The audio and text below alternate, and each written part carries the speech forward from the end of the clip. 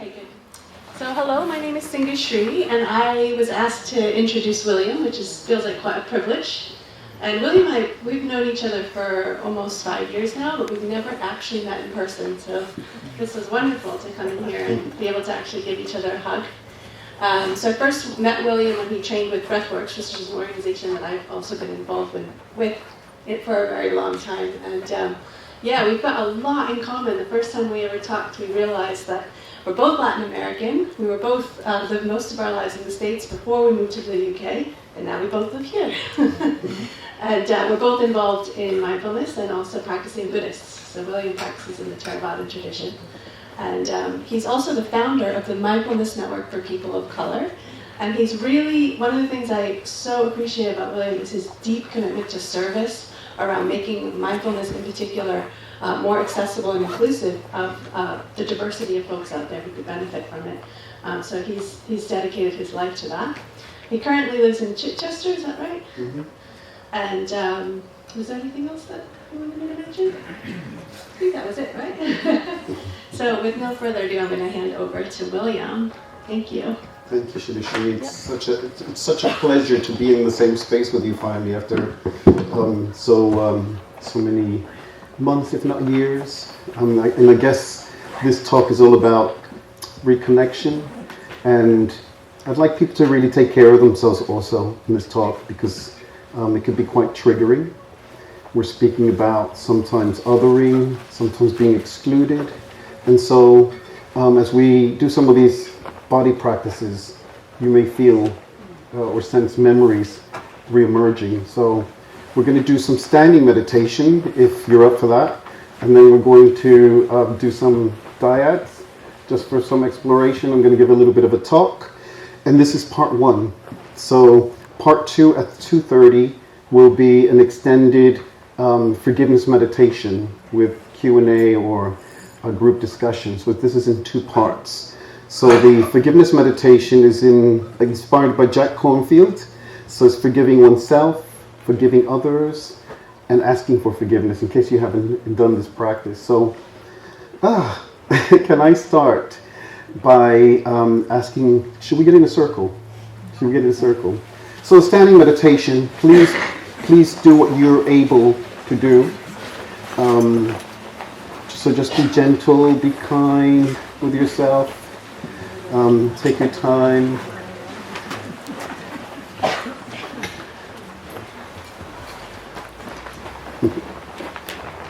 Okay.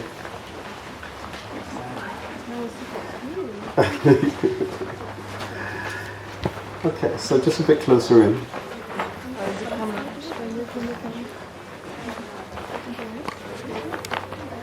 Just come in a bit closer. Just come in a bit closer, I don't bite. Okay, so maybe we can just begin by grounding ourselves onto the earth. Just feeling the chi energy, and perhaps maybe bending your knees a little bit, just slightly, with your feet apart, pointed outwardly.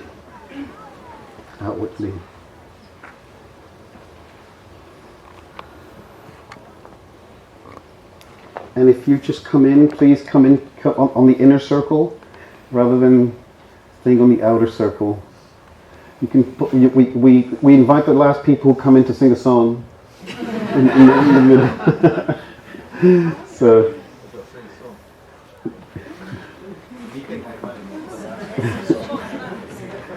It's a 40-minute song. No. Okay, so yeah, standing meditation. This is actually, I've really grown to love this meditation. It originates from China, Cheng Zhong, I think it's called, known as a tree meditation. It's a really good way to really connect with the earth. Personally, I love it because it has a way of reestablishing energy into the body, really connecting ourselves. So let's start with, and you can leave your eyes open for this. So just really imagining from our heels, from our toes, from the soles of our feet, that we're really being planted onto the chi energy to this beautiful planet that we are all part of and responsible for, so that we're all connected.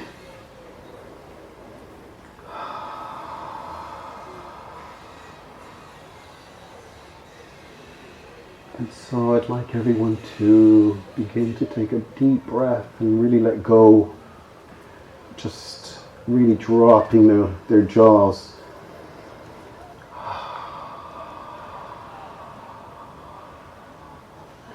Maybe sensing, reconnecting with the body. Some gentle, if you're able to, maybe just some gentle moving, just rocking back and forth.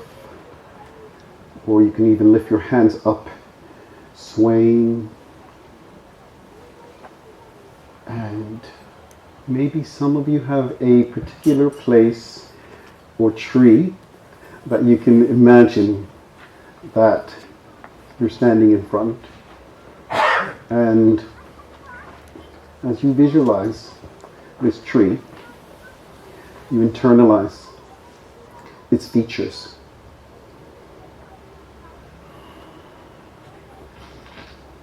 And you're stretching and moving your shoulders and whatever it is you've come with in this time and in this moment. I'd like you to consider to bring all of you with you. That every single part of you is accepted, is loved, and is held by the whole group. By the whole group.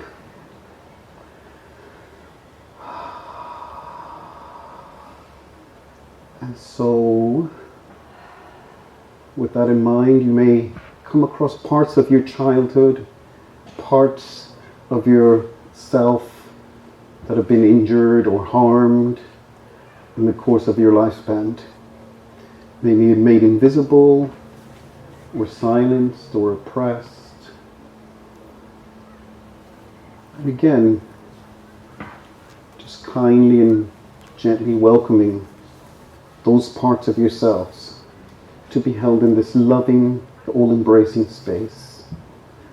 And just really fermenting our roots onto the earth. And maybe noticing how your feet feel like. Are they trembling, your legs? Are they heavy? Are they light? What is your knee-jerk reaction in this moment? Is it running, fleeing? Where are you exactly? And you may feel in your body maybe different discomforts. You may feel slight pain or restlessness or agitation. So how is your body chosen to manifest the uncared for or unwanted parts of ourselves? So again, visualizing a tree. And if you cannot think of one, then I'd like to offer a redwood tree, which is the largest living organism on the planet. And redwood trees grow to be 3,000 years old. But you may have your own tree. But what does a tree represent for you?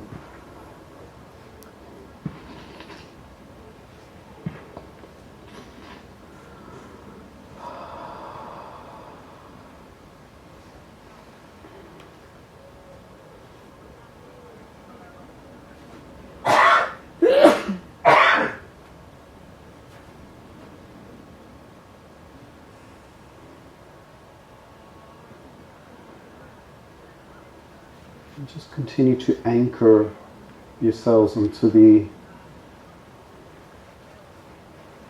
energy of the group, the energy of the visualization, and the rooting or the planting of yourself onto the planet, onto the earth.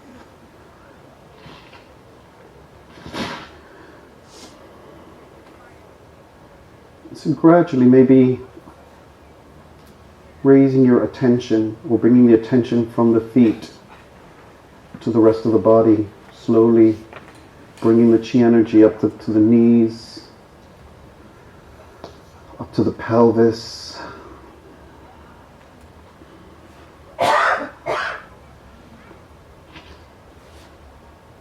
maybe noticing the interconnectivity between the different parts of the body.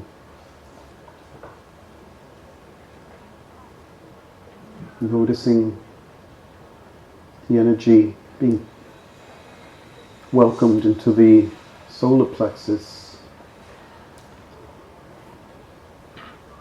And if there's a need for you to hold a particular part of your body, or caress, or touch, or rub, or tap,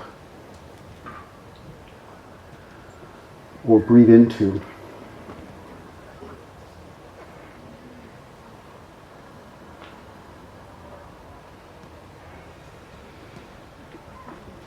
and we slowly move into the heart area.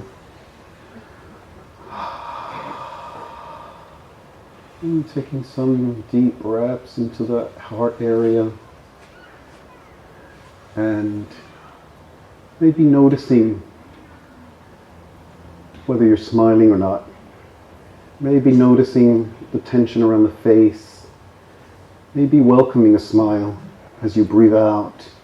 Just a sense of welcoming joy and peace into your heart.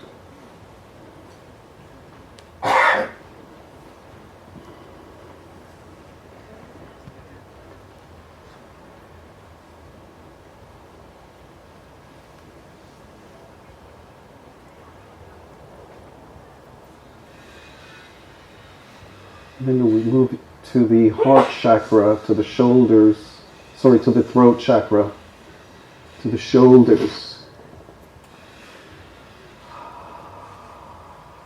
Again, allowing and welcoming the out breath.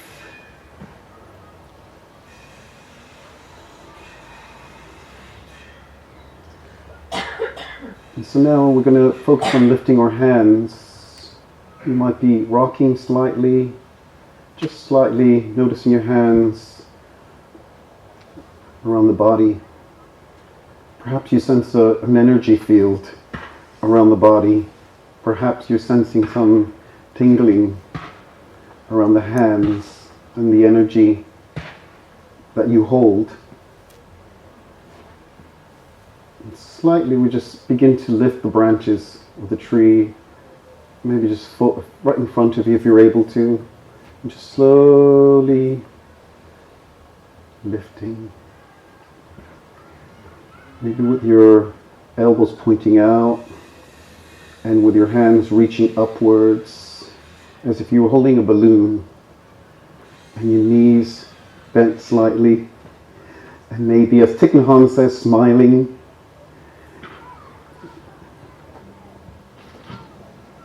Walk as if your feet are kissing the earth. So I'm going to say stand as if your feet are kissing the earth.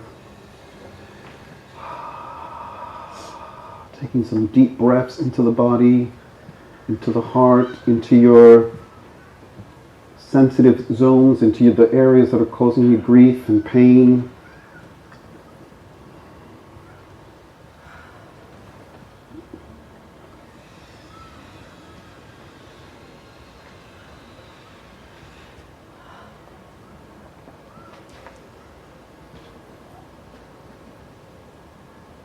So gradually moving your hands back down, slow as you want.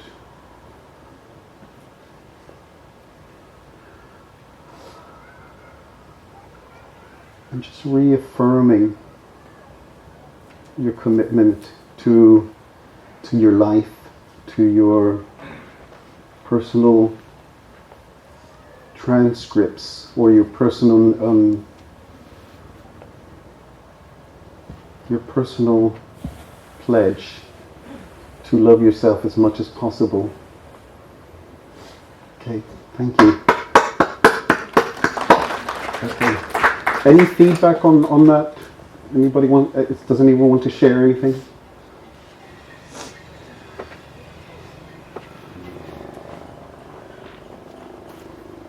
It felt so rich to use brought in an object of huge support and a part of myself that is so deeply wounded, and made a safe space for the two to coexist, and it felt lovely. I felt that was a really good way to drop into holding those two things.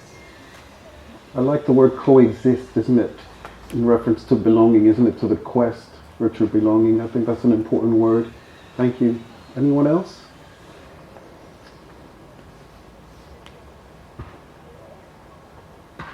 Okay. Yes? I really love trees, so for me that was really lovely. And the sense of impermanence that we need to bring in our lives. Well, I certainly feel I should bring into my life, but I always think of trees as being permanent. I mean, before you cut them down, they are quite permanent, right? Strong, there, So I love that. Yeah. And I think compared to the human lifespan, they are permanent. We could have seen. Ones you mentioned. Yeah. Yeah. Okay. How many people, show of hands, were trying this for the first time, the standing meditation? So about half. Yeah. How many people will possibly explore this further, this practice?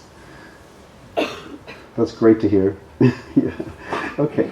So I'm going to ask people to to have a seat. Thank you so much for accepting the invitation.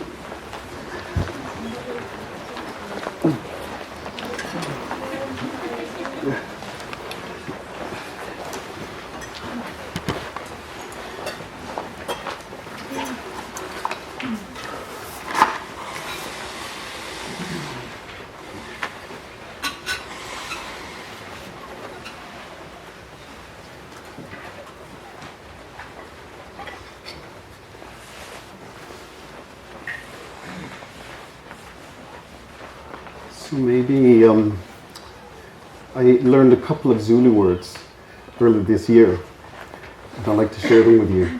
So one of them was Sabubona. So any of you heard them? Sabubona? So Sabubona means I see you. And it's used by the Zulu tribe to acknowledge the other person. And in response, they normally say, Sekona, I'm here to be seen. So until you see me, there's a part of me that's not present or not seen. So I'm wondering if we could just maybe repeat this to someone near you, maybe someone you haven't walked in with. So Sabubona, and the other person will say Sekona, but really take them in. Really take the other person in, maybe in a way, especially if you know the person.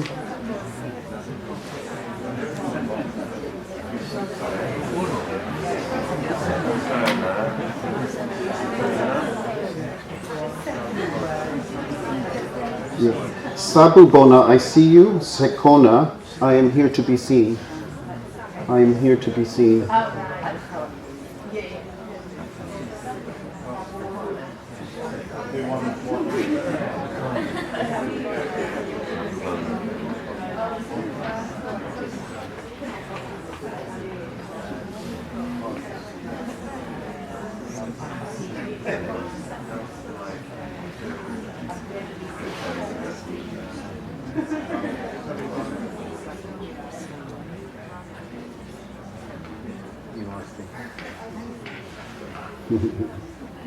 I'm wondering how that feels. There's quite a lot of smiles in the room, which is nice, isn't it? To be seen. Even the camera guys, Absolutely.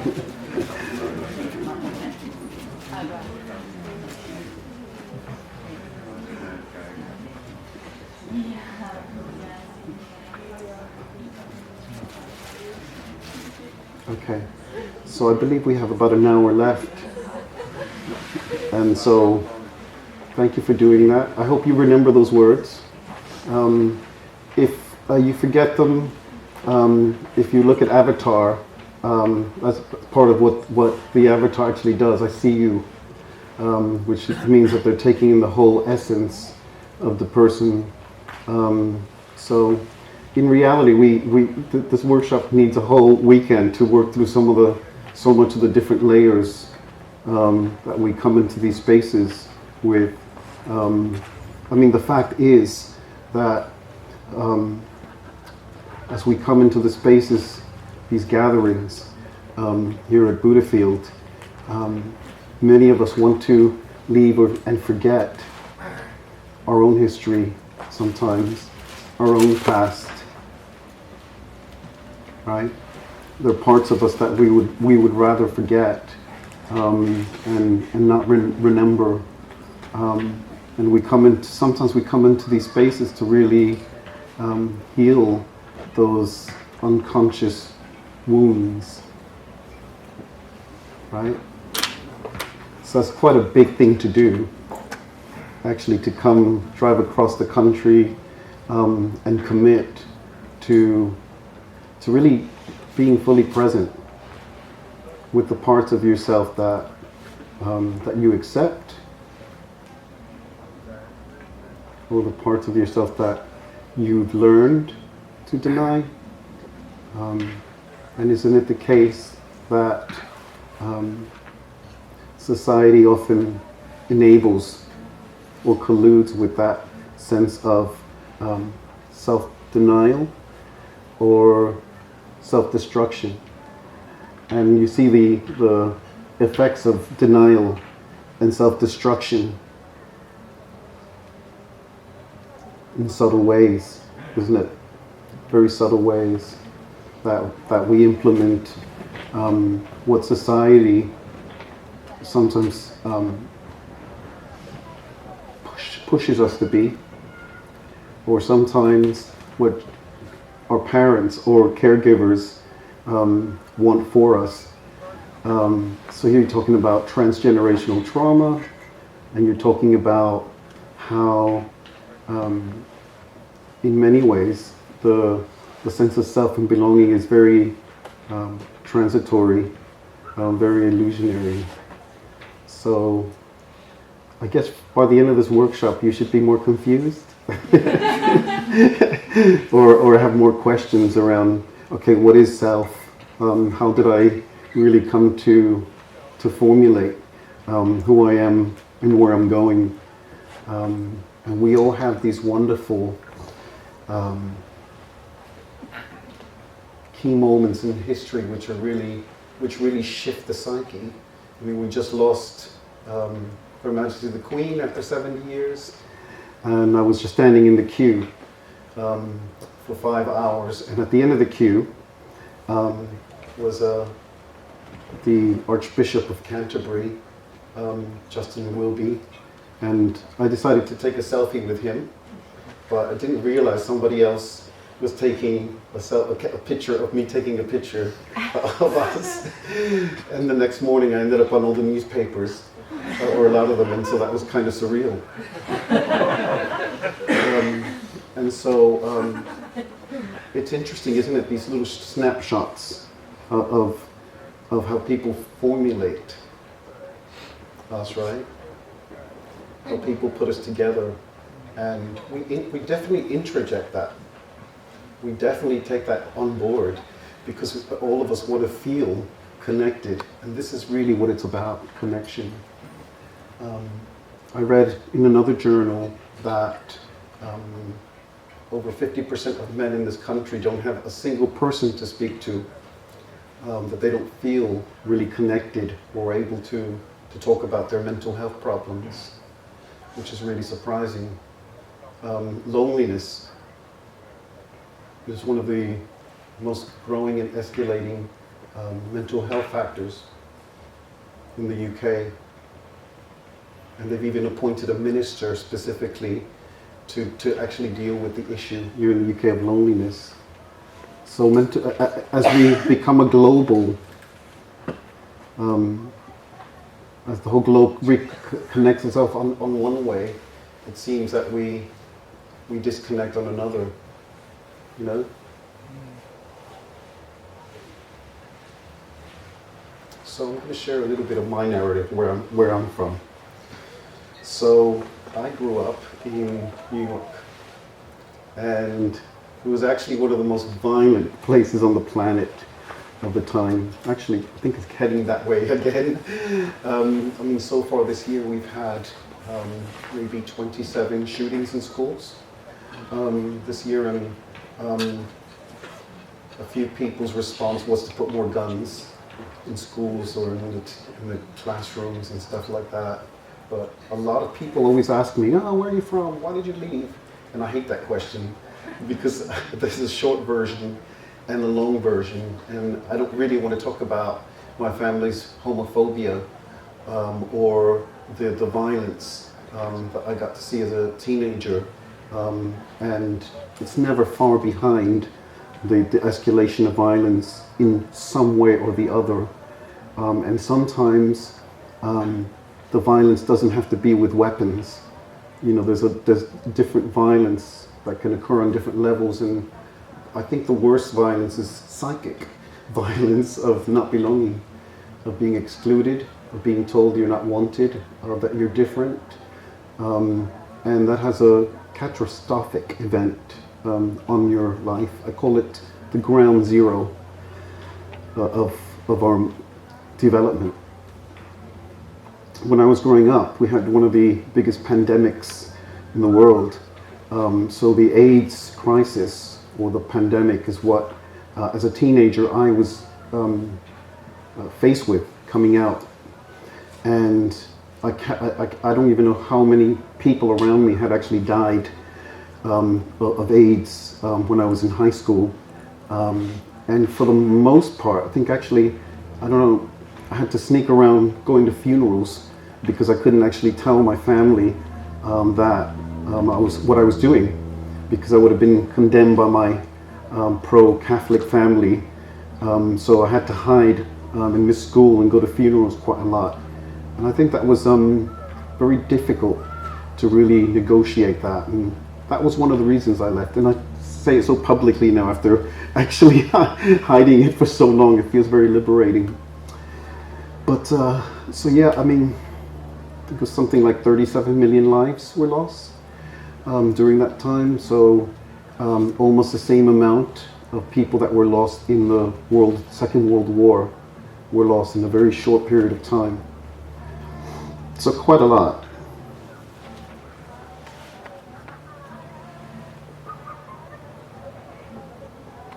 So I'm wondering if people sometimes, or what your personal moments or your ground zeros are. And I guess without going too deep into it, because we have very limited time, that maybe you'd like to share with someone next to you. Maybe, I mean, it's a big group here, so maybe if you want to get into 3s or 4s, maybe 4s, is that okay? And maybe just share something small. So we'll take 10 minutes to do this. So roughly two minutes each person, 2.5 minutes, so 4s. Just share what you want to share while you're here. And what were those moments that really changed and shaped you? What were those moments that you really couldn't reveal, or that you felt you had to really hide? I told you a very personal thing right now, and that was actually very difficult for me to bring up and to say. And I feel the sorrow really of the adolescent part of me that wasn't held by the people who should have been held in that time. So when I was, 17, 18, it's a lot to hold, to actually go through that. So yeah, I feel like I'm honoring their memory by telling all of you, but at the same time that I'm healing and standing my ground, being able to bring hopefully how I've explored and how I've processed my pain. It will help all of you. So yes, can we please then get into a group of 4 and have 2.5 minutes each? Yeah. Okay.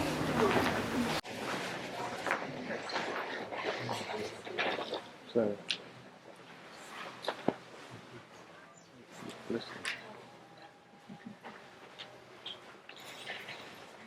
okay. So I'm seeing a lot of deep sharing, and people gone into their process quite quickly, and a lot of moving narratives. And I'd like to offer a little bit of overtoning, and we will come back and do another share to help people have a little bit of closure also in terms for and so yeah, sensing the emotion in this room, and it's actually really beautiful to see.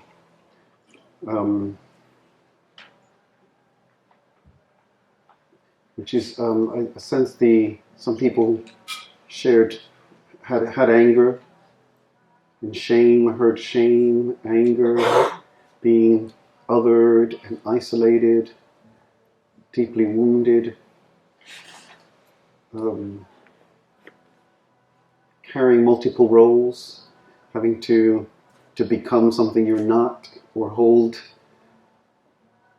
maybe even hold behavior or manifest yourself in a way that you normally wouldn't.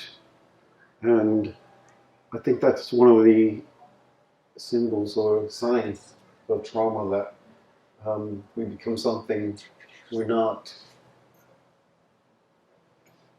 And this can happen gradually over time, and then you look back and you think, how did I become this person?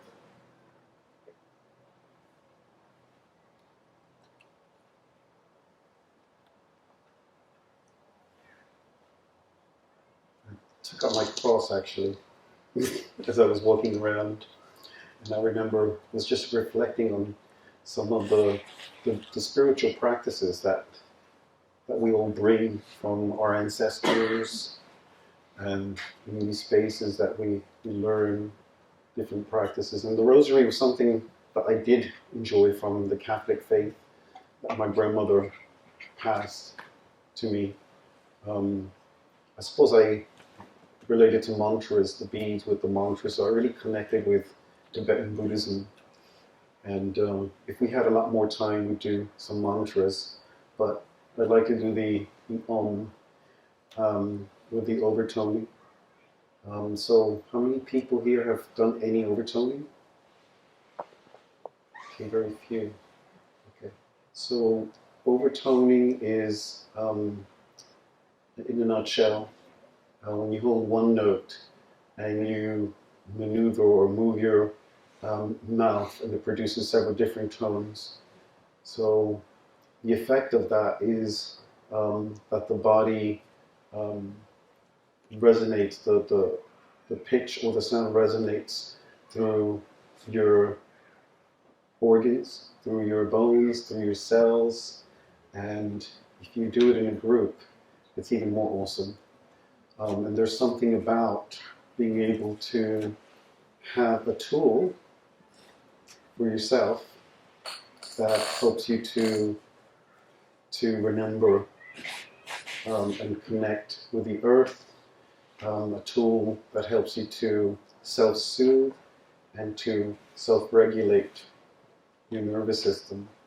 And this is really important, long term, that whether you have mantras or prayers or overtoning or standing meditation, that you remember your agency over yourself, your choice, that all of these tools, and in this moment, you are each other's tools. right? You're each other's tools. That you come into this space, and in the short space of an hour and a half, that you're really honoring each other's story. And that's can be quite liberating. So anyway, the overtoning. So if you want to get into a position, so I'll give you an example of one. So.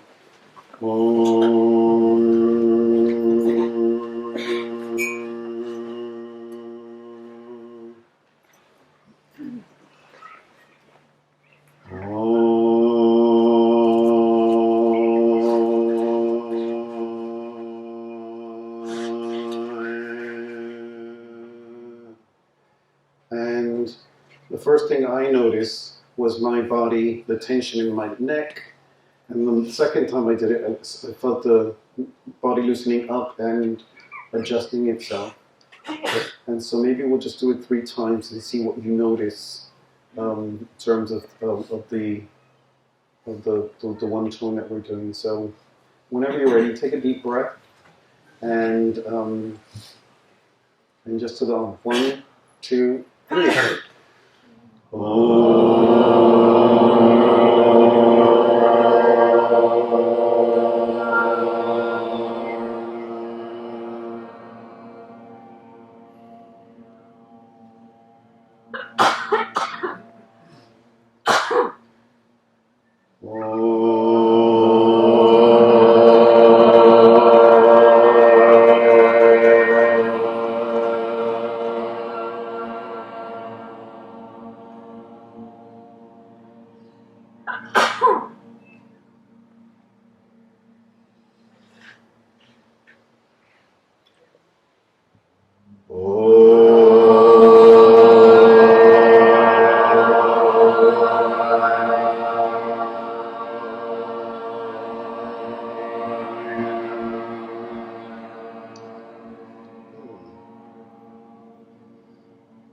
And I'm wondering if we can stand up and get back into those circles we were in.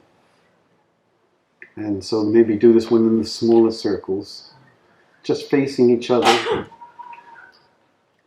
and giving each other that, the Om. That's all. We're giving each other the Om in a vibrational sense. Can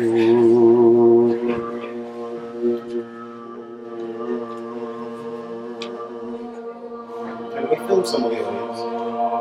If they're happy with it.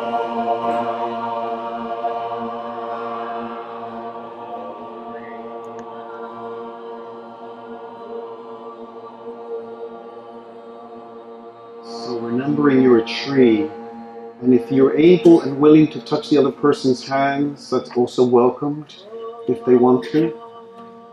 You can form a circle.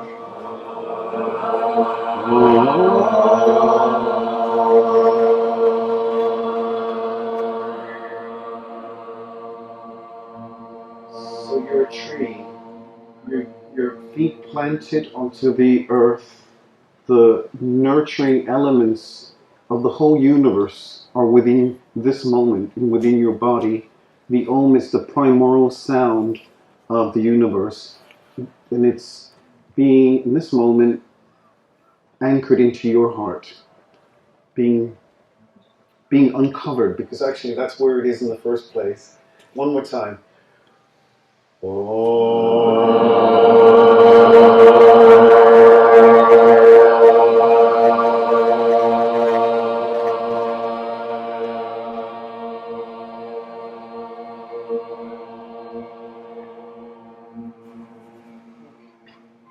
And now we will send it to our whole lifespan.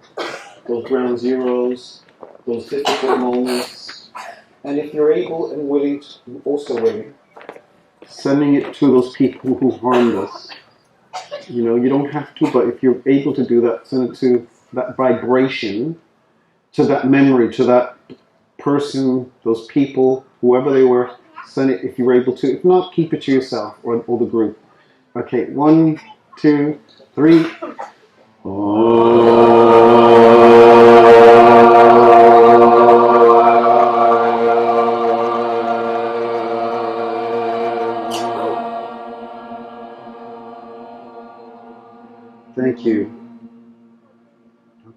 please feel free to sit down.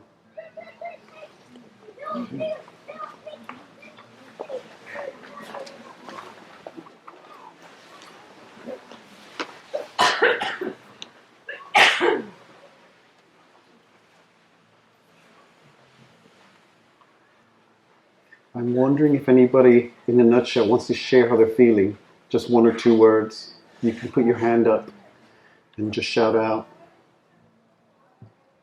specifically after the overtoning. How's that feeling? Release. A release. Okay. Connected and welcome. Okay. You, sir, in the back? Connected and welcomed. Connected, okay.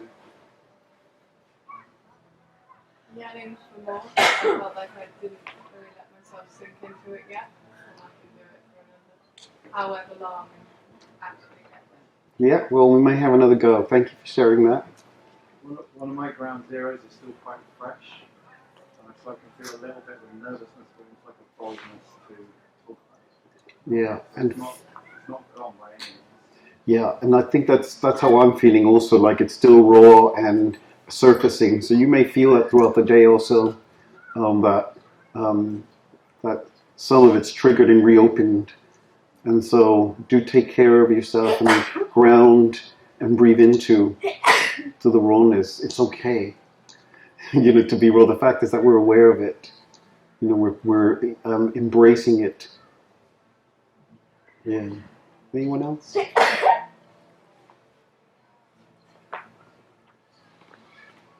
Grounded. Okay.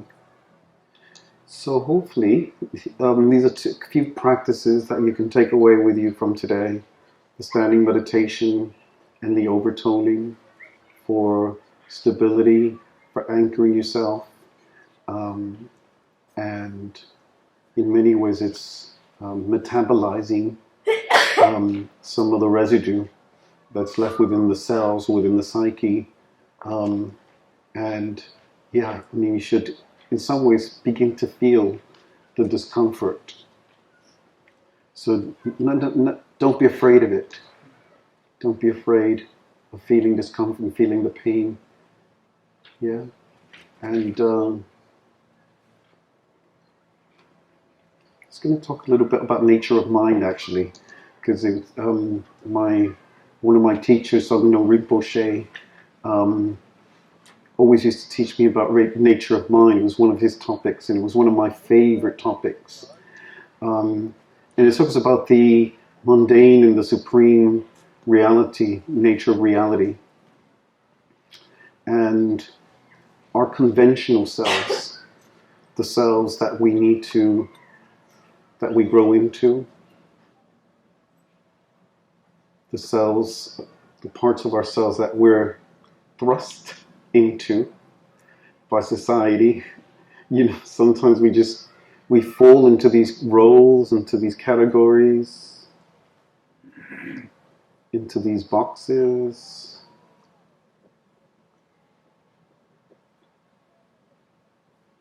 And so and sometimes we have to reshape ourselves to fit in to what people want to see, to keep ourselves safe.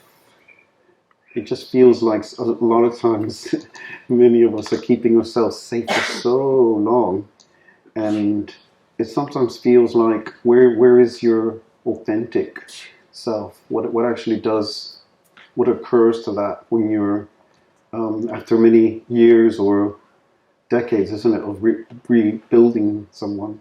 I was just having a conversation actually with someone outside about American, who's an American, and I said that I never see Europeans as Americans when I go back to the US. I see them as visitors. That in such short time that the American continent has been Europeanized in a short period. I guess that's a little bit controversial to say here, but it's how these parameters are defined, but if you look at the divisive politics in the US, it's all about grasping and holding on to a fixed notion of self. We like that. You know, we love as humans to think that that we are securely fixated into a category. It makes us feel secure and safe. But I guess the more I have practiced and the more I have learned about the nature of mind, and my teacher used to say, it's like your true nature is like the clear blue sky. And it's a simple practice. If you're ever sitting at a beach or park, really looking up at the sky and taking that in. And I always thought that the clouds were all the other things or all the other elements of the mundane or the conventional reality. So our sense of identity, our sense of craving, our sense of wanting, or even anxiety, depression, it really obscures our deep sense of who we are, doesn't it?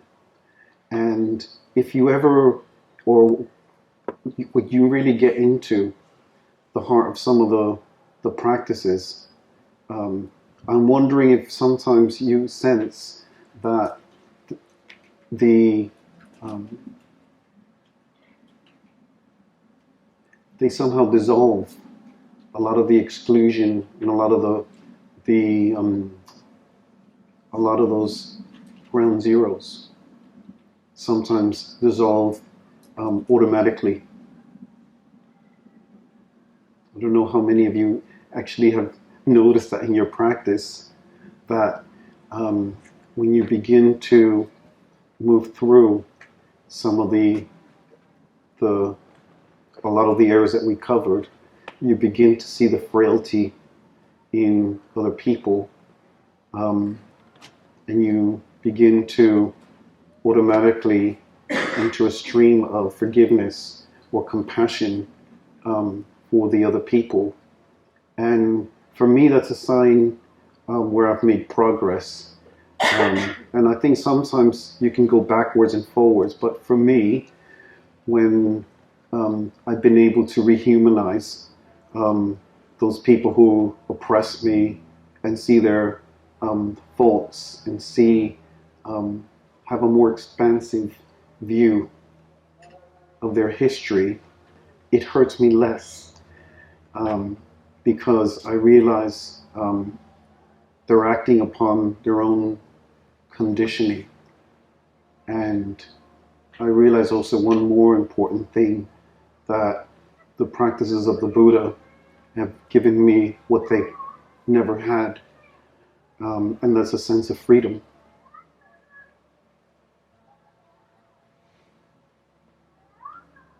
And that sense of freedom is that I won't pass on that trauma to other people, and that's important to me, that the ethics of what I'm learning through the teaching, that I will not hurt other people in the same way.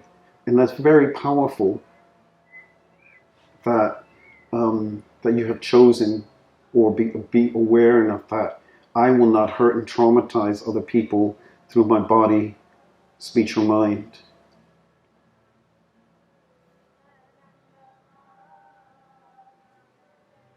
So you have the forgiveness on one hand to the people who harmed you, and then the knowing that you're not going to take it forward. That's a lot already. That's a lot. Because you could be passing that on to other people. You know, that is an unconscious choice, normally. But also you have a third option of helping to heal other people through kindness and through small practices and through who you are. And that's a step further, isn't it? And I'm sure that all of you today are, or will have elements of all three categories. Otherwise you wouldn't be in this festival, I think. Yeah. So the nature of mind is a very, very powerful teaching to take with you.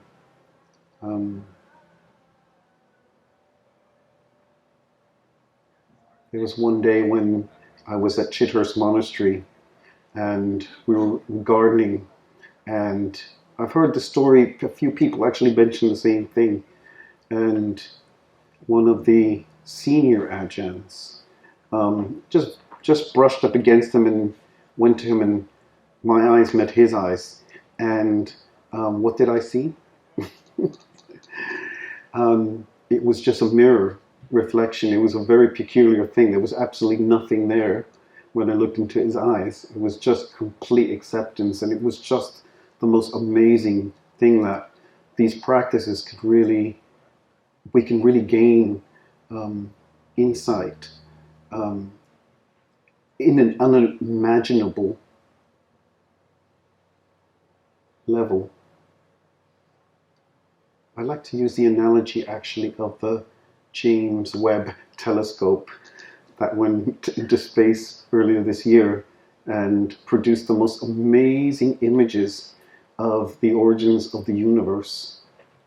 I don't know if anyone had a chance to look at those pictures, but they're constantly being sent through. It's quite a new thing, isn't it? And I like to think that our practice is very similar, very penetrative and very deep, and really takes you to the essence of who we are.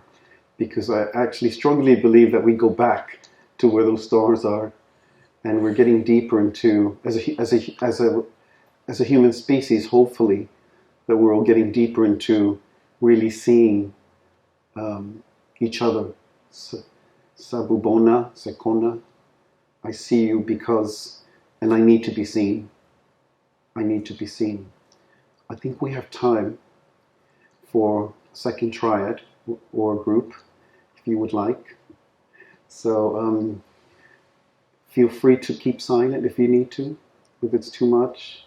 But just maybe just some closure, you know, what you're taking away.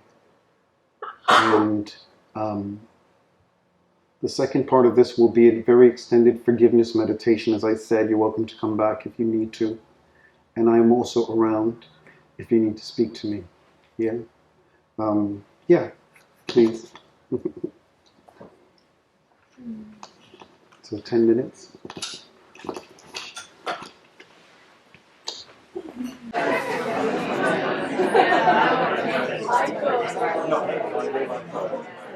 Okay, everyone. So,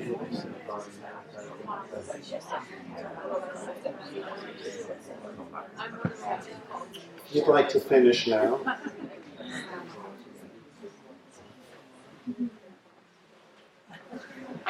I can't believe the hour and a half has gone that quickly. I feel like I need another 10 hours on this topic. But I want to leave you especially with one book that's very interesting on how to deal with difficult people and situations. And that is the 37 Practices of the Bodhisattva. I don't know if you've come across this book, but it's on Google, 37 Practices of Bodhisattva by Geshe Samon Rinchen. And I'll just read one part of that book. And this is number 14. So, even if someone broadcasts all kinds of unpleasant remarks about you throughout 3,000 worlds, in return, with a loving heart, speak of his or her good qualities. This is the practice of the Bodhisattvas. Look at them as spiritual teachers and bow to them.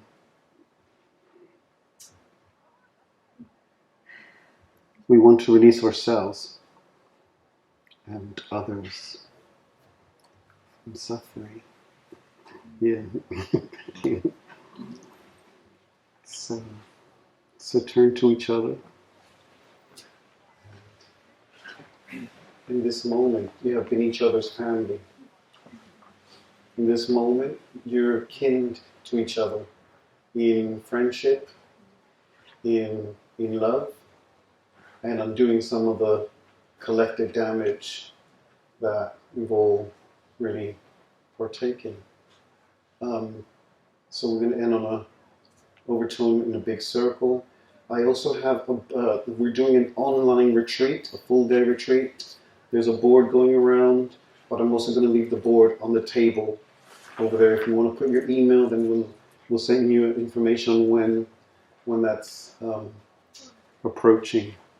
And does anyone have any, we can take a couple of quick questions.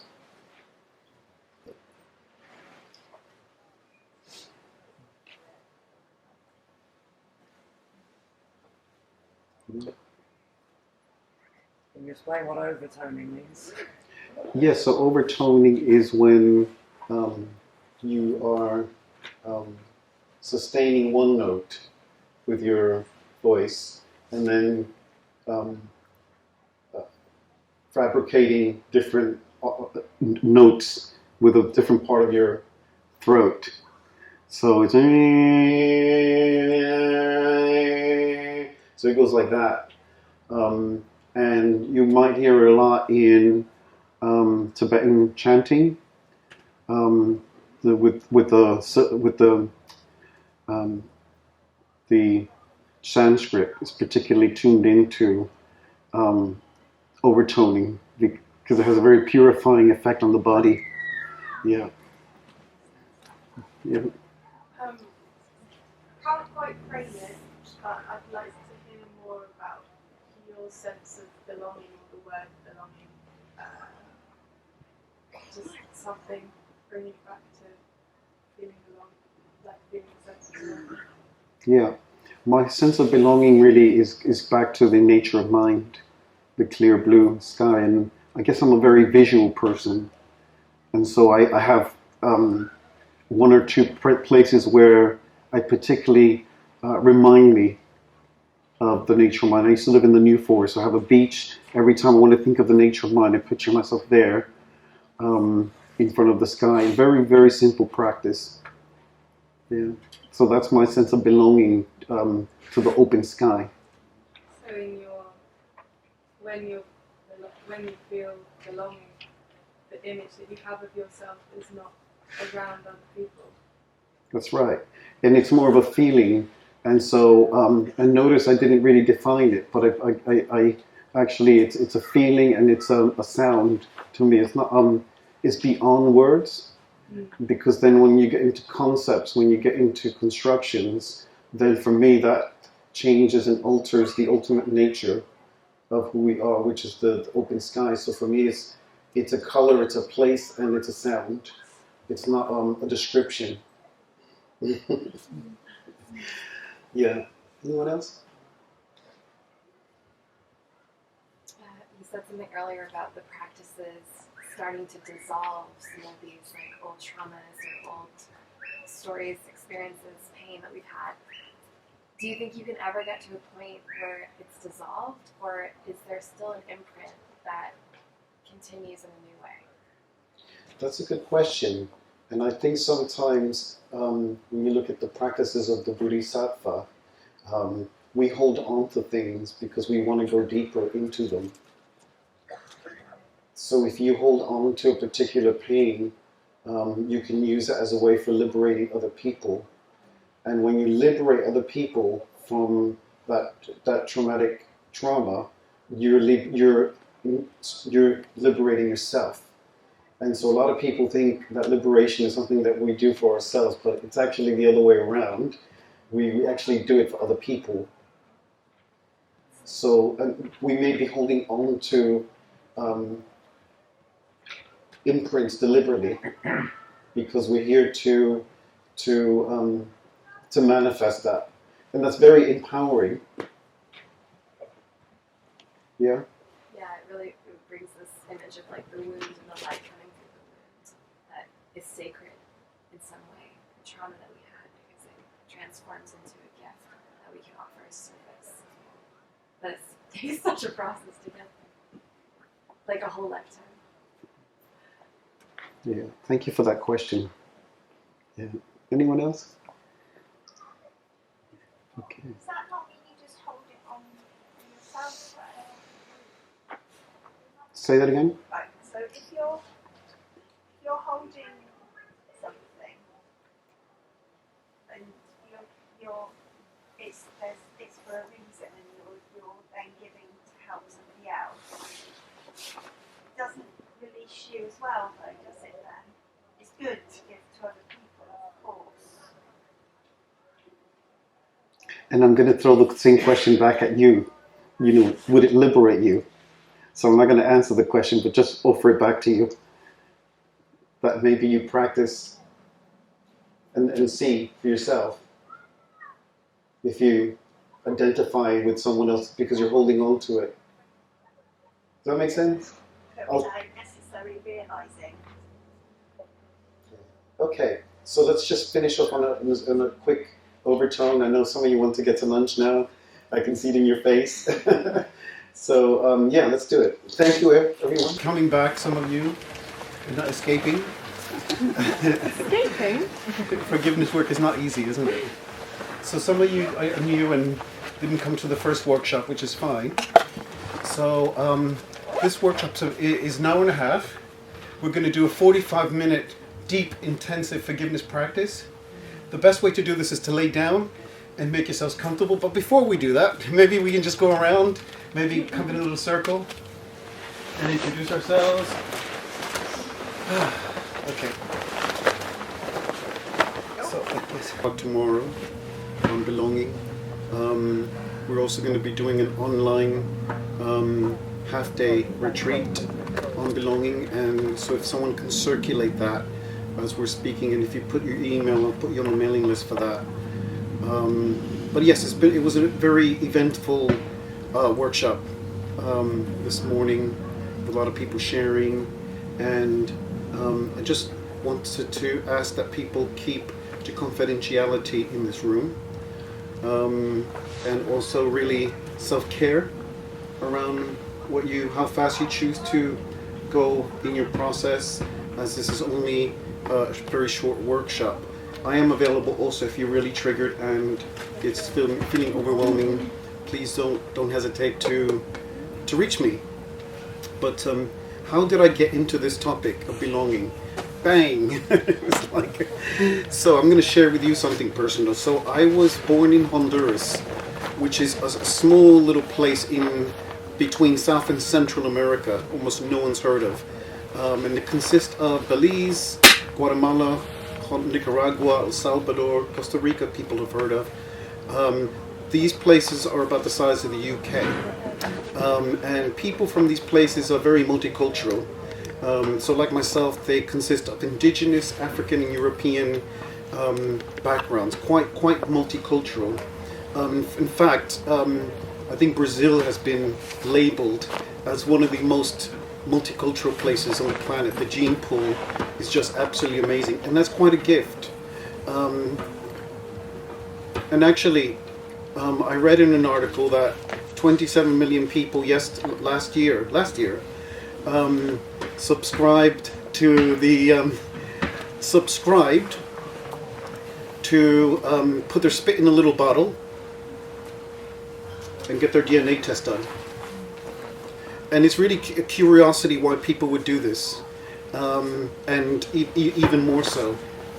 And I think people are doing this because of a few reasons, and one of them is people want to know to where they belong, to who they belong, not only to their relatively close grandparents and so on, but I think over a long period of time, people want to know the flow of humanity. And I think there's also health reasons and many other reasons why people do these tests, to be informed, and so on. But for me, it's interesting when you look at the history of humanity, how many cross sections there are between all the different continents. And it's very humbling, because we realize that a lot of the barriers that we have inflicted on each other are man-made, right? They're man-made, so they're constructions. and they're built upon normally to control resource or to possess or for some other delusionary factor of temporary contentment or privilege or joy. But the fact is that when you exploit people or the planet's resources, in the long term, everyone loses. There's no winners, actually. There's no winners. It may look like someone's privilege temporarily. You have a privilege, I'm going to say race, there's only one race, but you have a privileged section of society. It's not permanent. And the backlash, which we're all seeing, is coming, not only in terms of how society is structured and those powerful dynamics changing, but also the earth is not going to support a human species continuously and persistently destroying it. So really, in terms of belonging, now more than ever, we need to be more green and more unified, and that connection and sense of home. There is no plan B, no planet B. There's no planet B. You know, we haven't developed any shuttles that are fast enough to travel. We're not smart, you know, to destroy the land and what's around us. And actually, you all know this, but I'll say it again, we're only temporary guests here. So your sense of belonging in some ways belongs to, hopefully, linked with an innate intention to know that what's around us is actually really sacred. And I think also human life is very sacred. All of us, particularly people of indigenous cultures who have for thousands of years now, or hundreds, have been exploited and have also been, I don't want to use the words victim, but in some ways made invisibles, when many indigenous cultures actually were the people actually really looking after the earth. So hopefully we'll see a return back to more indigenous technology and science. So I just told you that little story as a socio-ecological sense of belonging, right? So my personal sense of belonging was, I was taken from my mother in Honduras when I was 3 months old. She's an indigenous woman. And I have never heard my own language, Mayan, because within 2 or 3 generations in countries like Mexico and so on, it was obliterated. They're trying to bring it back. So I'm trying to look up what the meaning of some of the hieroglyphics, the meaning of what these cultures actually brought to us. And I'll leave you with a couple of good and happy memories of what the Mayan cultures brought. Besides the obvious pyramids, it was chocolate. So we were the founders of chocolate, the cocoa bean, and ball games like football. So those were some of the things that the Mayan population founded. But I guess I find it a little bit heartbreaking that I've never really heard my indigenous language really spoken. So I was removed by my white family and taken to the US when I was 3 months old. I didn't meet my mother till I was in my 30s. For the most part, I was a servant in my grandparents' house. And this is what people who are of indigenous backgrounds, this is what we become in white households. We become servants. And when I was 18 and my grandparents died, I was then basically thrown out into the street. Hence I ended up in the UK, and sought my mother's company and presence, and to get to know her. Now, to start with, it took me a really long time to actually figure out the truth. So there was a real decoding of what the narratives that my father had given and the actual truth. And that took a very long time to decipher, because when I met my mother, I actually was already gravitated to what my father's parental family had told me about my mother. So I was just met with rage and anger, and that really blocked me from actually seeing the real truth. But actually, it made me incredibly physically unwell, because And I'm laughing because I see the difference between what anger in the body does to you, holding anger and rage and all the other shadow spectrums, and it's toxic in the body. It's toxic. There came a point where I came upon Jack Kornfield's teachings on forgiveness, and I decided to try it unconsciously. Just said, okay, why not? So I tried it, forgiving oneself, asking for forgiveness, and forgiving other people. So I decided to, said, okay, I'll forgive my mother, for everything that she's done. And of course, the more I did the practice, and then went on silent retreats, I actually then realized I was supposed to ask her permission. She had nothing, there was nothing for me to forgive her, right? In fact, it was my father that I had to forgive, not necessarily my mother, which I actually did work through that. And it took me quite a while to forgive my father's side of the family. But I would say it was probably one of the most liberating teachings that I ever had. And so then I continued to expand the teaching of forgiveness where it's appropriate, because it's not always appropriate. So I just want to say that it's not always the right time to do it.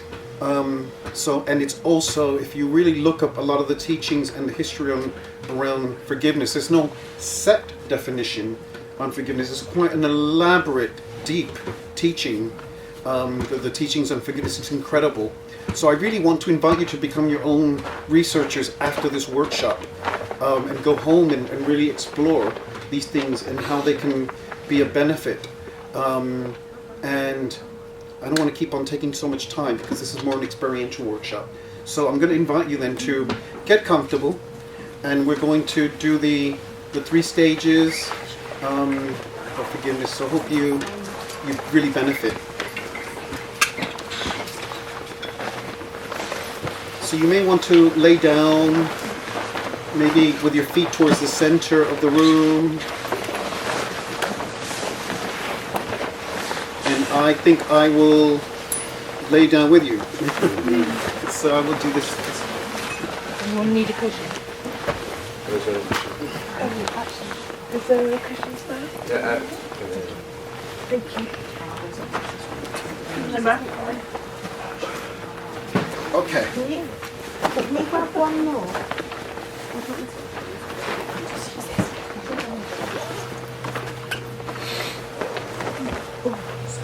So feel free to put your feet towards the center, so everyone's head is facing outside of the dome.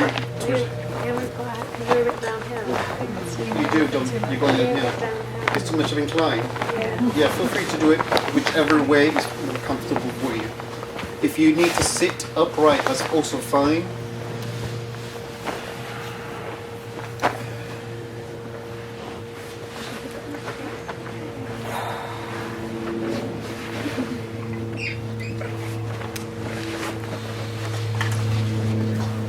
So take into account all the sounds at the moment, the planes, the breeze,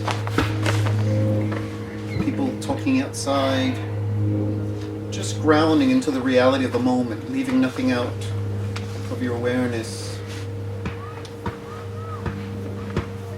And creating a very powerful impetus within our group collective energy.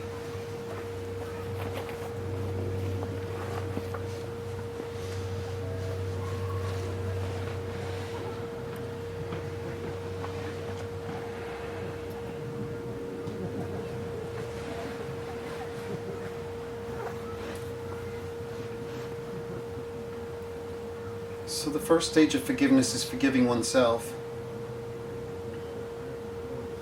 And you may want to picture yourself at a particular time or moment, perhaps in your childhood, in your adolescence, or even most recently. Maybe noticing a particular feature of yourself that you're not content with, or judgmental, or pushing yourself to improve. And this may be unconscious or it may be conscious, it may be very subtle, maybe a small thing,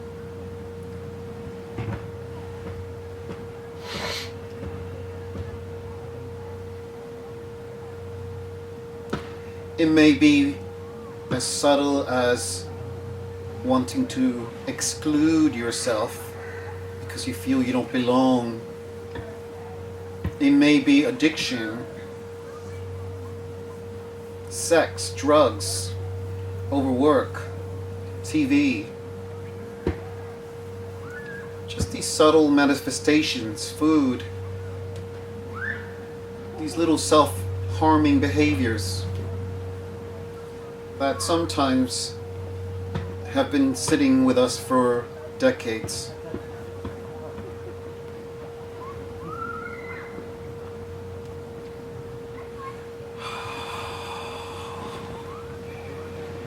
And maybe breathing deep into the body, into the ground. Just breathe. Breathe into the earth and release. Release into the dome. Into the dome.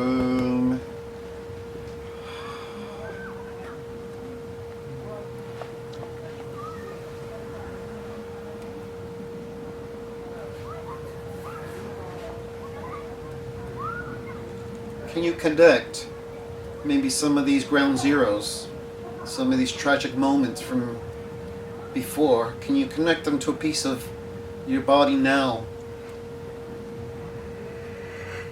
Where is it filtered into your body? What's it turned into? Is it pain or stress? Can you tell? Is it in your awareness?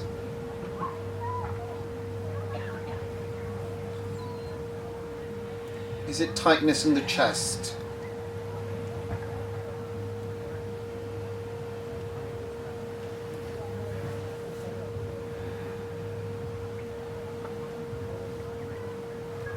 But in this dome, in this moment, with all our collective energy and our intention to bring love into our lives, we can manifest this real sense of self-forgiveness, of wishing to ourselves to be joyful, happy, and to be able to put in the seed, the intentional seed of forgiveness.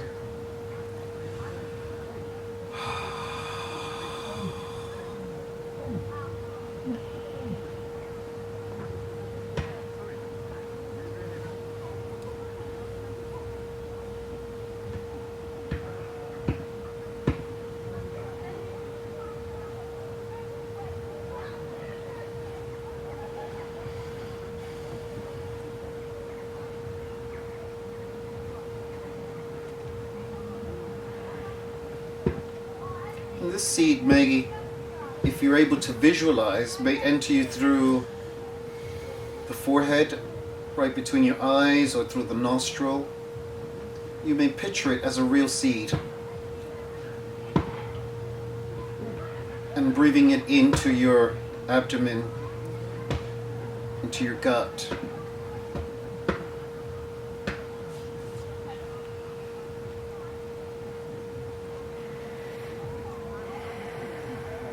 So may I forgive myself. May I forgive myself in my lack of understanding, in my lack of not fully arriving, not fully becoming or achieving. May I forgive what I didn't get, what I thought I should have.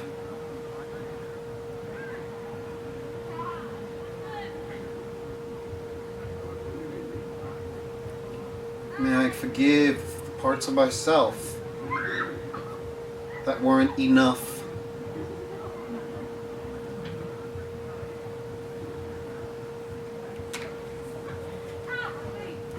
May I forgive the parts of myself that were broken, or not seen, or not heard.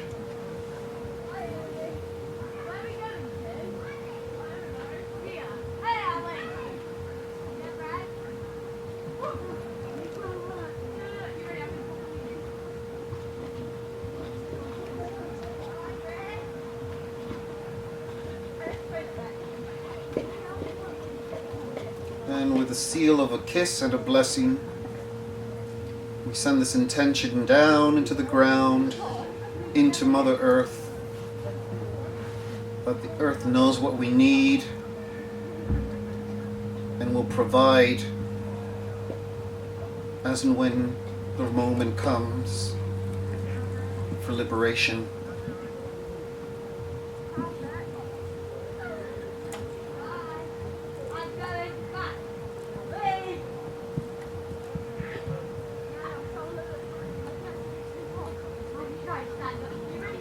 And so the second stage is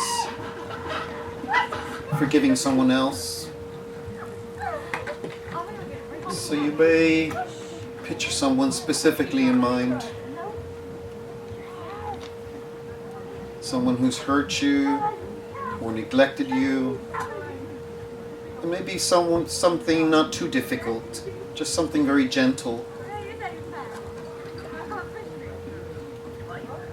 Just being really gentle with this practice.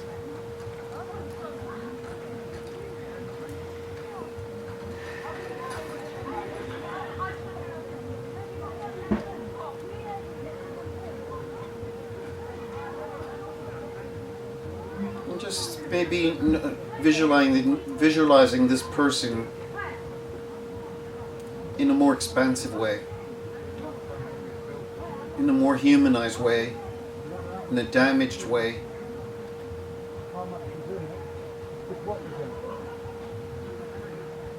So forgiving is not forgetting the past, but remembering the past. It doesn't uncover, it doesn't undo the past, but it helps to release your anger and your karmic trace to the past. So out of ignorance and out of greed, hatred, or delusion, people hurt other people. So to whatever extent you're able to, no matter how small,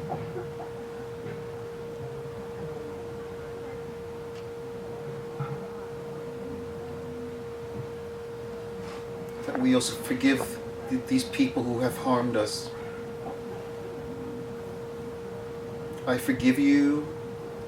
I forgive you, perhaps to your mother, your father, other relatives, teachers, friends, to a safe and comfortable and appropriate degree, no matter how small.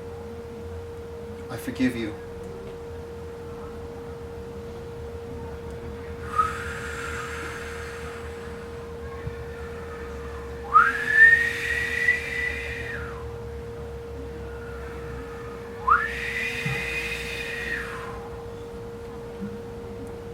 So maybe sensing the power of change, the power of the winds, the power of the elements. Maybe breathing in deep into your gut and really letting go, dropping your jaw, releasing.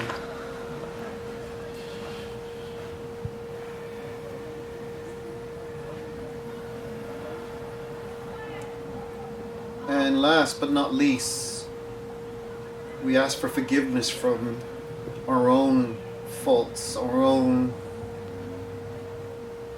blind spots and mistakes, that we too have committed errors and judgmental defaults in our lifespan. So consciously, unconsciously, we've hurt people who are close to us.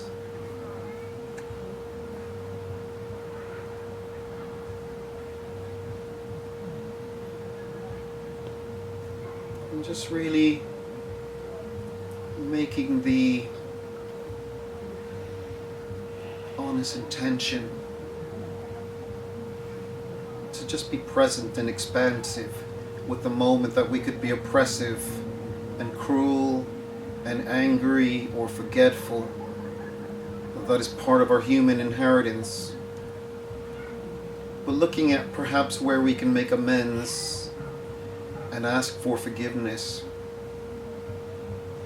And perhaps maybe bringing in a small example of something.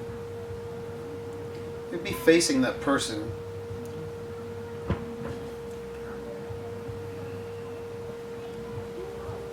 Just say, forgive me. Please forgive me.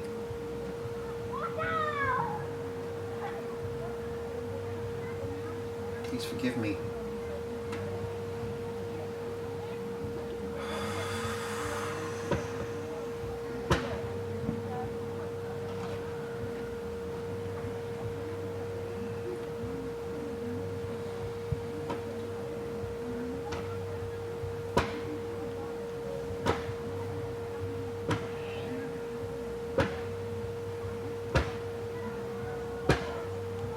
So by the power of this practice, by the truth of this practice, may all sentient beings be free from suffering and the causes of suffering. May all sentient beings know joy and the causes of joy.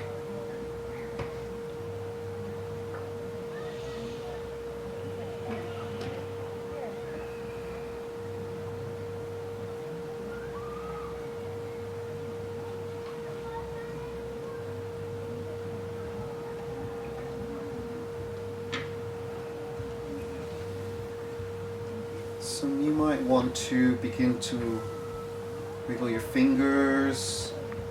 You may want to put your hand on your heart or in your abdomen. And just holding yourself, loving yourself, respecting yourself, cherishing your life, cherishing who you are.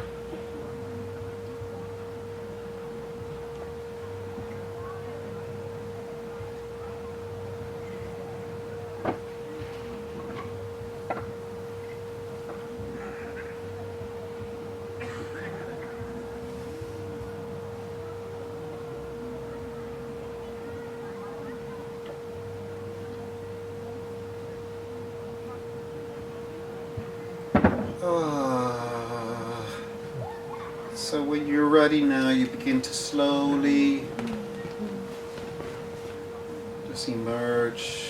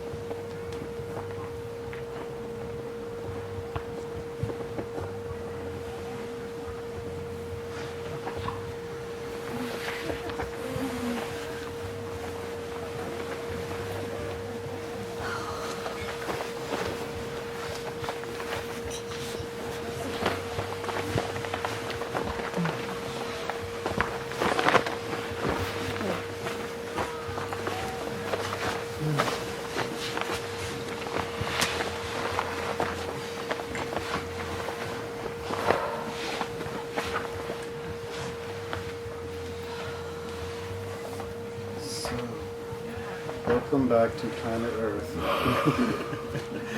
So we're going to do a couple of overtones in a minute, but first maybe you can turn to someone next to you. And maybe have a couple of minutes each just to debrief as to what happened, where you are with that. Yeah.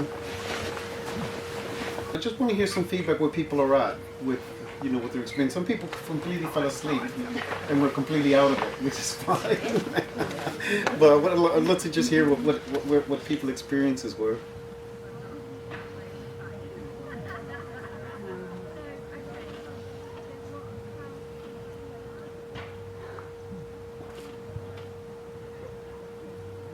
Yeah, for me, it was a great opportunity for me to actually sit with the thoughts that I was not.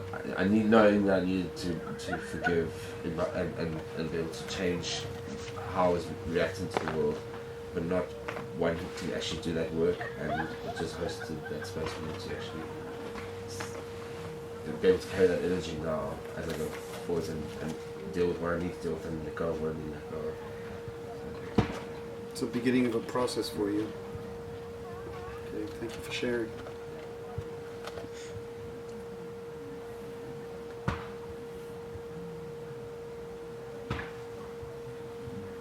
Yeah, it was weird for me because I'm going through a lot of trauma at the moment. I feel like the situation has completely worn me down, and then when I was doing that, I feel like I should have all of these emotions because over the past 2 years I've been so emotional, and this particular person has been taking a lot of my energy, but it's kind of reached its peak now, and I've got to the point where I literally don't have any emotions left. I just don't care anymore. Like, obviously I care, but like with doing the forgiveness thing, like thinking about what happened, and there was just nothing. I literally didn't feel anything, and it's weird because I'm a really emotional person. I have emotional intensity disorder, so I get like really obsessed with things, but yeah, like realising just there that I literally just reached the point of not being able to give any more energy to it. So yeah, that's why I am. Are you saying then you reached to the point where you're forgiving yourself, that you're almost not choosing to put your energy into that? Yeah, I guess so. Yeah, I don't know, it just feels weird. I feel like I should have that emotion, and I feel like in a couple of weeks it will probably come back with a vengeance, but right now, like, it's just not there. Oh, so you're almost saying that you're like, almost like a state of like equilibrium, Yeah, which is almost, you couldn't even name it. yeah. Is that what you're saying? Like, and that's kind of like a new place or an unusual place, isn't it? Yeah, I'm not used to being like this. It's just weird. It's like a new thing entirely. Yeah. That's really good to hear, and I think also when things come back, you now have another practice that you can have a sense of agency and power Yeah. over these overwhelming emotions and trauma and all this other stuff. It worked for me. It worked for you. It's Thank you. like, yeah. Thank you for sharing. Can I ask a question? How does forgiveness the other or oneself have anything to do with the feeling of belonging? I don't see the connection.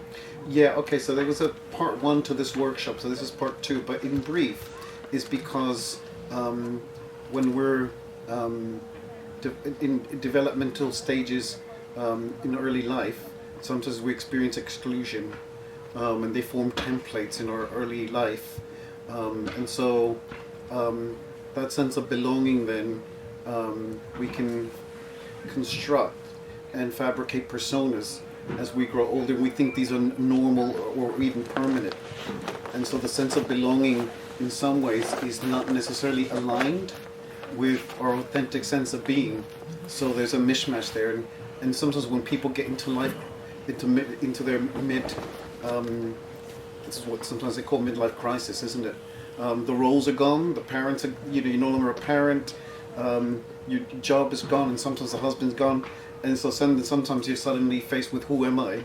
These questions. But for some people, that could happen early in life. So yeah, it's linked to forgiving the parts of ourselves that were damaged by other people. So recognizing that that I can begin to heal from that part that somebody else didn't want or didn't see. Want you. Yeah. Anyone else? They didn't see what? They didn't see. Sometimes people make you invisible. Like, I guess the good example is the playground. Is really one of them, isn't it? When children are playing, and sometimes they exclude other children. Very painful memories for a lot of people. Which I guess is like often they're excluding themselves already is the chain, right? So feeling like there's some trauma maybe in their family or lack of forgiveness of themselves and then project onto each other like it's children past super easily made like that. And I guess it feels like in school in part one they like that kind of sense of maybe those like subtle or less subtle traumatic experiences when we're younger, and then because if we don't find a forgiveness for ourselves and the other person, other people that are involved in that, then we affect our sense of belonging in the situation.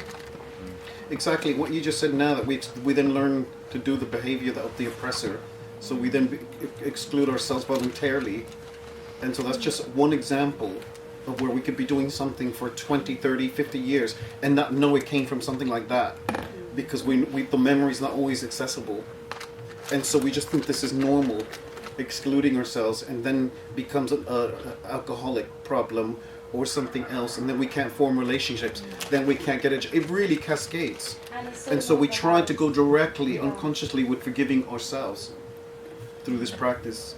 And it feels like even like in the majority of like mainstream workplaces, even the whole system of like the jobs that are created and the way those jobs are created, like that sense of like exclusion is built into the jobs and built into the system. So even if you're doing the work to try to heal those things in yourself, if you're in that system, then it's being projected onto everyone's projecting it onto each other all the time. So it's like you have to fully come out of that system to be able to really do that work. And this is what I'm saying, that we have so many roles that we have that are thrust upon us. We have to survive. We develop characteristics of survival, or we identify with things unconsciously. There's a big stack of it.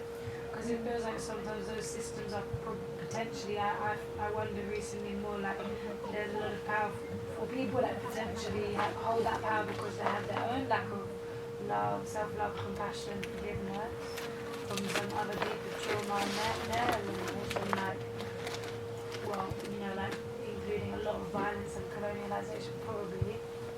Then like they're creating these systems and people are part of the systems, and that energy is like part of the energy is coming through them into the systems that creates like all the big companies and then the people that have to use them. So it's like when they heal, then the systems can heal. But I guess to bring it back to the sharing was really beautiful. Thank you for leading the journey and us through that. I was having some interesting like images around some symbols to do with like my own sense of forgiveness, I guess, and like in the room we were doing the sharing, we were saying that when we were at Buddhafield this year, we were doing some community music stuff, and we're trying to do some like mocktails and drinks to support the community music, and we had a bottle of cherry syrup and it got really hot in the sun and fermented and it exploded. It was really sad because it was a glass bottle, and it was like I just felt so much like pain and sadness and anger at myself and all this like beating myself up and like thinking everyone hates me, and all of this like connected to the cherry syrup explosion. And then when you were leading, I was seeing like it was like some forms of this like the cherry syrup or something. But it was like with the peace, like it's okay. Sounds good. Well, you're welcome. Thank you for sharing that. It's interesting that the vivid memories. Did anyone else have anything unexpected, like a flashback? I remember right back to this corner. That's such a weird flashback. I had a flashback to my mom insisting that I get headgear to push my teeth back, because when I was growing up, I guess I had like an overbite, like naturally, and my mom grew up in England where dental care, she didn't have that.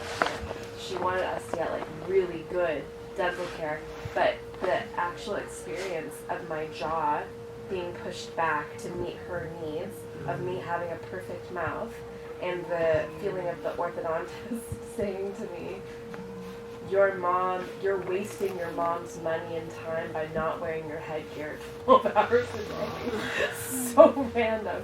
But literally I had to wear this thing at night to pull my jaw back. When you say headgear, like braces? It was braces and headgear. Like you had to like wrap this thing around your neck, and it was pulling my jaw So back. wait a minute, this is quite serious. It was. So how do you feel now It was having a that flashback? cosmetics procedure at like 11 years old, right? And I didn't have any decision over it. So now when I look at it, I had this beautiful moment of seeing that all the perfectionism that my mom wanted in my appearance was not about me. It was about her stuff. And so I chose to focus on her in the forgiveness and just seeing her. Wow. And it, you know, this interplay of like the other and self and this like mother-child relationship has been a theme for me of like, how do I separate myself from my mother? You know, she birthed me, she did all this stuff to me, she hurt me, blah, blah. But it was like, in the journey that we did, I just saw her for her. And I just started to see her as a whole being, as an expansive being that actually offered me a lot of other beautiful things, who just wanted me to have a life that she didn't have. And seeing that expansive quality of my mother beyond these painful things, like not to diminish the painful things, like because they were there, but there was this distance. And at one point I saw this beach, and it was like this wind, you know, we're talking about wind, the wind like came and forgiveness like created this like breeze, and it was almost like the ocean was like pulling it away, and I was just like, oh, I'm me. Like I don't have to wear the headgear. Like I'm not wearing the headgear now, but my jaw still remembers that, you know. And so it was like very deep for me. There was a lot of tears, and in the end, I looked at my mom, and there was this moment of like, yeah, we could work together. Like there's gonna be space between us, and it's healthy space, but I don't need to push you away anymore. You know, kind of like pushing my jaw, like pushing her away. Yeah. That's lovely. Thank you for sharing, and that goes to show you how complex we all are, because that doesn't mean we haven't done the same, that we haven't hurt other people. Yes. So we're pointing the finger at so-and-so, and actually we may be just as bad, if not worse. But I think what it shows you is how sophisticated we have to be to get to that point of seeing all the person, because in trauma, it's usually when we're filtered to see a person, there's a split, it's like it's split, and we see only one, we're stuck on one thing, and remembering the person in one way. And that's really, there's a spiritual maturity when we're able to really go past that, transcend that, and actually think, okay, you're me, I'm you, and I'm capable of worse. Well, yeah, and asking for forgiveness. Yeah. That was interesting too, because when I was asking for forgiveness, it was from a whole bunch of different people. And some of those people, when I was imagining it, didn't want to forgive me. Yeah. And I had to let go of the control of wanting them to. That's right, yeah. It's not up to you. But this is why it's a practice, and this is why we can come back to it over and over again. You've done really well, and I'm going to double your entrance fee.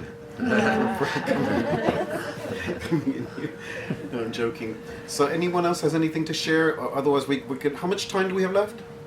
20 minutes. 20 minutes. We're just going to stand up and just get the energy moving a little bit. Is there any, well, we can do a little bit more sharing in a minute.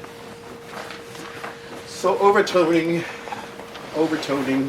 So we're planting our feet into the earth, our heels. Don't point the camera at me, no. Can hide behind it. Yeah, so we're planting our heels onto the earth, and it's okay if you want to still remain laying down or seated. And this is a little bit of a tree meditation. So tree meditation. How many of you done the tree meditation? Okay, so not many. Okay, so we'll keep this one really short. But the tree meditation is grounding yourself, anchoring yourself into the ground. Maybe visualizing a tree. It could be a tree from your childhood. It could be a tree from your neighborhood. But just a tree that I would like you to pick a tree that you can go back to regularly, but you can have a relationship with and you have an identification with. And so we become this tree. We plant ourselves into the ground deep, our feet are anchoring roots all the way into the earth. And nothing can be more stabilizing than having this gift of connection to the earth. So belonging, we belong to the earth, we belong to each other, we're caretakers to this planet, and because of this connection that we're reminded of, I'm reminding you of the connection, that you have an unlimited source of power and energy and nurturing from the planet, from the earth, and we're able to harness this power and this energy from the earth as and when we need to. We need healing. So the tree meditation, just planting, you can leave your eyes open or closed, and maybe gradually, some deep breaths, and maybe lifting your hands and your shoulders, your arms. And these are like branches. And picture it as blooming. The tree is blooming. Maybe still bending the arm, the knees a little bit.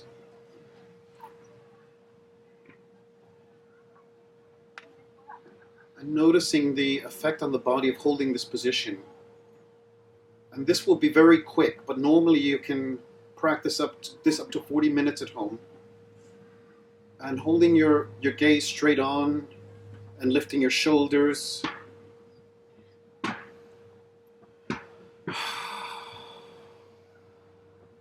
And just gradually bringing your arms down. And we will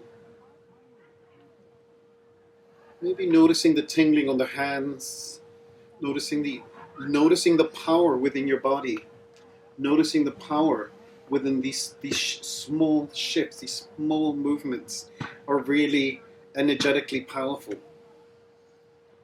And that is the energy coming in from your base chakra. This is real. The real energy healing and the collective energy here. And so I'm going to invite you now to do a group exercise of overtoning a hum to the sound, the primordial sound of the universe. So overtoning is when you stay with one note and you change the muscles in your voice like this. So it makes it sound like you're doing a lot of notes. It's the same note, but it has a way of resonating through the body. So this sound filters through the body. So it in a sense, it's like the Sanskrit sounds when monks are chanting. So if we were here for a whole hour chanting, we would start with the bass and we would go through syllables and we would do that. But I'm just going to do one because it's simple.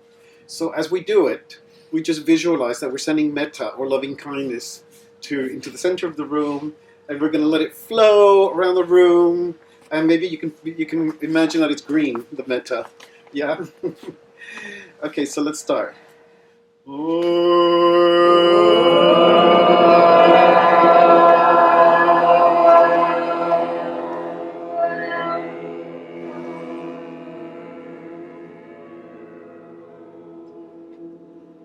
Sounds like a chorus. Okay, one more time. Should we get him a bit closer? Can we do that? Okay, 1, 2. It's so exciting now. Okay, 1, 2.